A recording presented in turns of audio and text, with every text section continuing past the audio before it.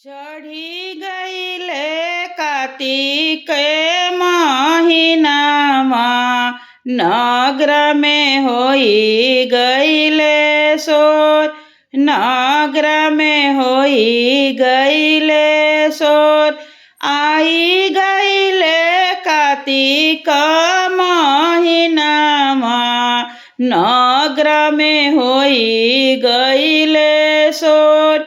नगर में होई गईले शोर।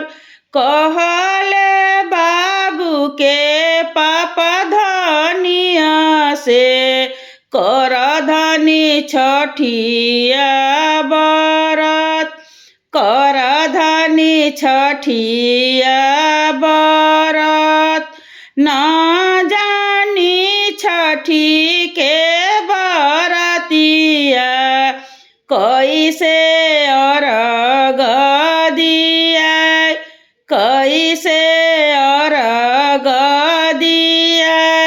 एक दिन भूखिया सझवतिया दूसरे दिन जइहा गंगा घाट। दूसरे दिन जइहा गंगा घाट।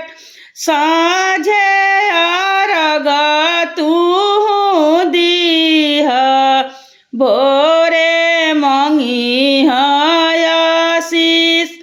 भोरे मंगिहा आशीष।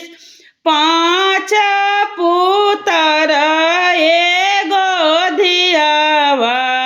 धियावा मंगिहा जरूर। धियावा मंगिहा जरूर। चढ़ी गईले कार्तिक महीनावा नगर में होई गईले शोर। नगर में होई गईले शोर। साँझे अर्घ तू दीहा बिहाने मंगिहा जरूर। बिहाने मंगिहा जरूर। साजल रहे मांग के सिंदूरवा गोदिया रहे अमर। गोदिया रहे अमर। हंसी खुशी रहे परिवारवा छठी माई से मंगिहा आशीष। सूरज बाबा से मंगिहा आशीष। दीनानाथ से मंगिहा आशीष।